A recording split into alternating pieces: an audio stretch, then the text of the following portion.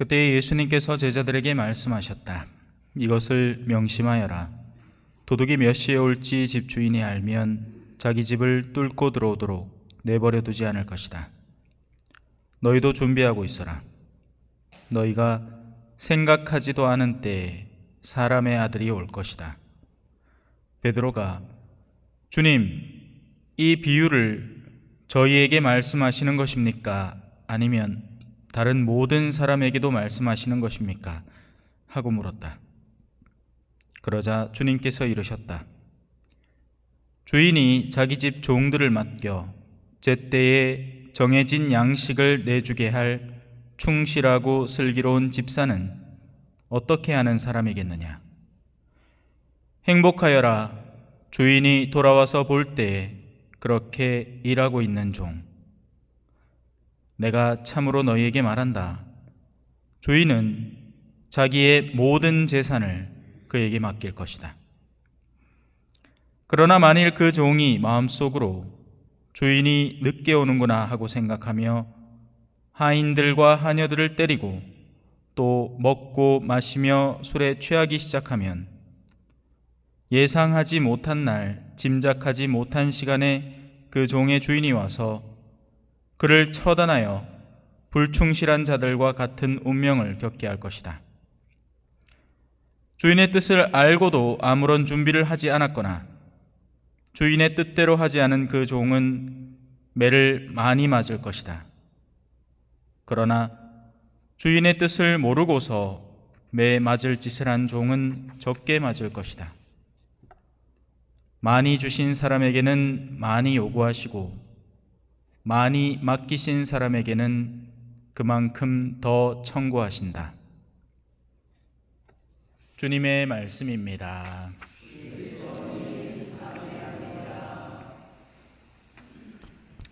찬미 예수님, 사람들이 성당에 나와서 무언가를 기대하는 바는 저마다의 내면에 따라서 다 다릅니다.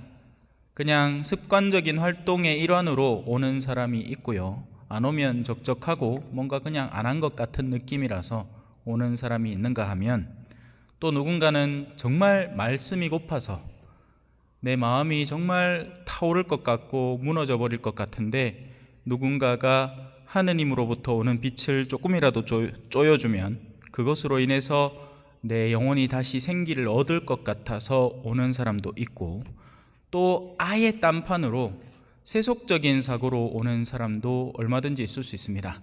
여기에 오는 것이 나의 평판에 도움이 되기 때문에 그렇게 하는 겁니다.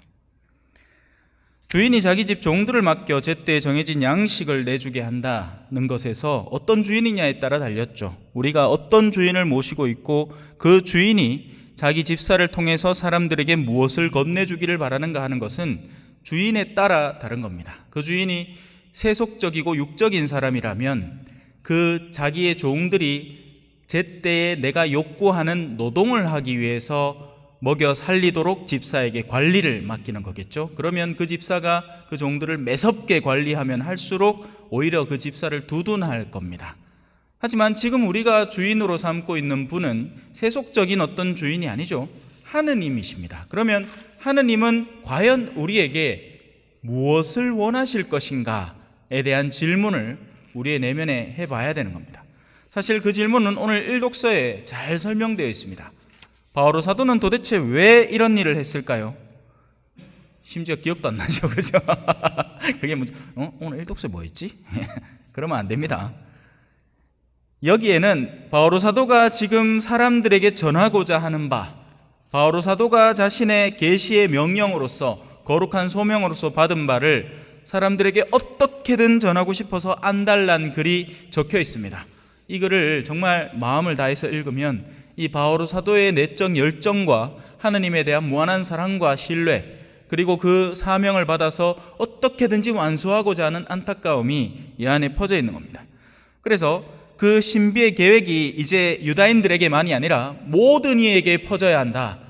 그렇기에 나는 내 몸을 불사른다. 이런 결의가 단단히 담겨 있는 겁니다. 그리하여 이제는 하늘에 있는 권세와 권력들에게도 교회를 통하여 하느님의 매우 다양한 지혜가 알려지게 되었고 또 그 계획들은 모두에게, 세상 모든 사람에게, 다른 민족들도 그리스도 예수님 안에서 복음을 통하여 공동 상속자가 되고 한 몸의 지체가 되며 약속의 공동 수혜자가 된다는 사실, 소식을 얼른 알려야 되는 겁니다. 그렇게 해서 한 사람이라도 제발 더 이 길에 더 부합하는 사람으로 만들어서 영원한 생명을 선물 받도록 하려는 마음이 간절한 거죠. 이런 일을 하라고 세워진 이들이 누구다? 집사인 겁니다. 그들이 제때 정해진 양식을 주라는 것은 자기에게 허락된 시간 동안 그 복음의 열정을 사람들에게 불어넣어서 사람들로 하여금 하느님을 조금이나마 더 사랑하게 하고 조금이나마 더 찾게 하고 자신의 세속적 열정에서 자신을 좀 더 끊어내도록 도와주라는 것이죠. 자, 이제 재밌는 부분이 나옵니다. 만일 그 종이, 그 일을 맡은 그 종이 주인이 언제 오겠노?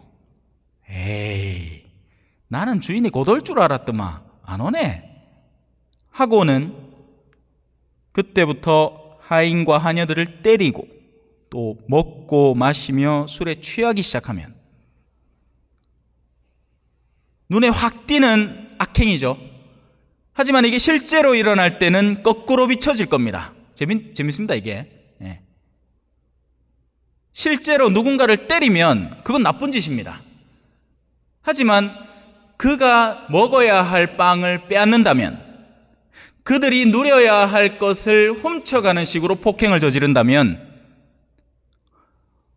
이게 재밌는 게 오히려 사람들은 그런 이들을 보면서 좋아할 겁니다. 야, 우리 신부님은 술 잘 먹는다. 야, 내가 학을 띈다, 학을. 우리 신부님은 골프 잘 친다. 대단한 분이다. 야, 우리 신부님은 막 노는 거 좋아하고 막 툭하면 술자리 멀리 가지고 막 잘 노신다. 다행히 우리 성당은 새벽 미사는 없죠. 그런데 그런 종류의 신부님들이 새벽 미사가 있다. 나오지도 않는 때도 수두룩할 뿐더러 술 냄새를 펑펑 풍기면서 신자들에게 그리스도의 몸을 하고 있습니다.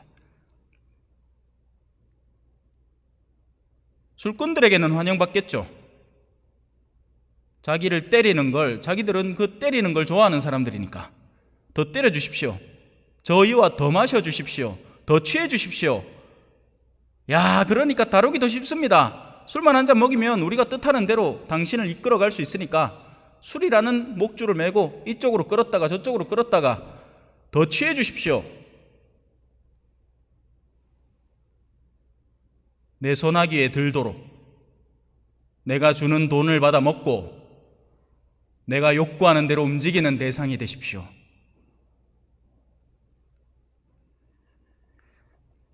누구나 신학교에서는 거룩한 꿈을 꿉니다. 물론 다 거룩하지는 않죠. 신학생 때부터 싹수가 노란 사람이 있기는 합니다. 그때부터도 벌써 이 감독 신부님의 눈을 피해가지고 자기들끼리 몰래 방에 앉아가지고 걸치는 친구들이 있습니다. 흔히 그런 사람들이 어떻게 되느냐? 미화됩니다. 그랬었노라고. 그런데도 신부됐지 않느냐고. 아니요, 그렇지 않습니다, 여러분. 진정으로 회개해서 좋은 사제가 될 수는 있으나 그것 자체가 절대로 좋은 기질들이 아닙니다, 여러분. 하지만 한국 교회는 그걸 자꾸 미화하는 단계로 넘어갔습니다.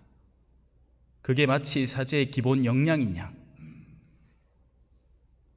그러다 보니 거꾸로 벌어집니다. 주인이 자기 집 종들을 맡겨 제때 양식을 주게 한 이들을 두고 그 밑에 있는 이들이 오히려 그 집사를 욕하기 시작합니다. 그냥 대충 하지 뭘 또 저렇게 강론을 길게 했었고, 또 틀에 뭐 했었고 좀 점잖아야 하지. 복음의 장면들은 그대로 연출되지 않습니다. 오히려 정반대로 연출되는 경우가 많습니다.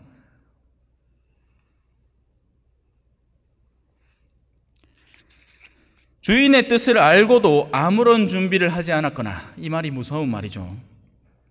만약에 몰랐으면, 몰라도 여기서 재밌는 부분이 있습니다. 모르면 매를 안 맞는다가 아닙니다. 여기 뭐라고 적혀 있죠? 주인의 뜻을 모르고서 매 맞을 짓을 한 종은 적게 맞을 것이다.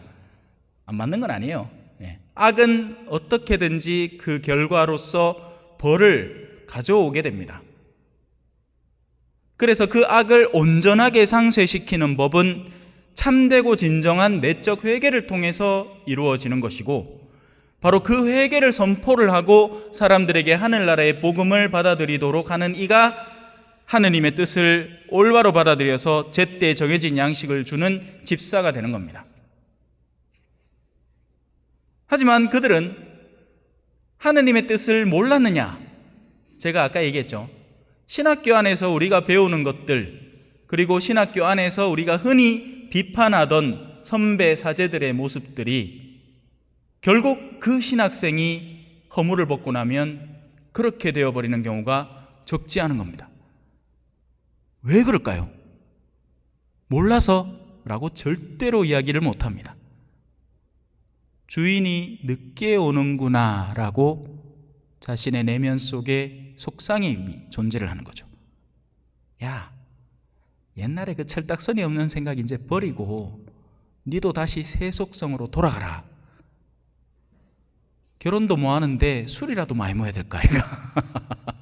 다른 쾌락과 즐거움이 없으니 다른 사람들이 함부로 넘볼 수 없는 재미난 스포츠라도 즐겨야 될 거 아니냐? 끊임없는 유혹들이 내면을 속삭이는 겁니다. 그리고는 각자가 선택하는 거죠.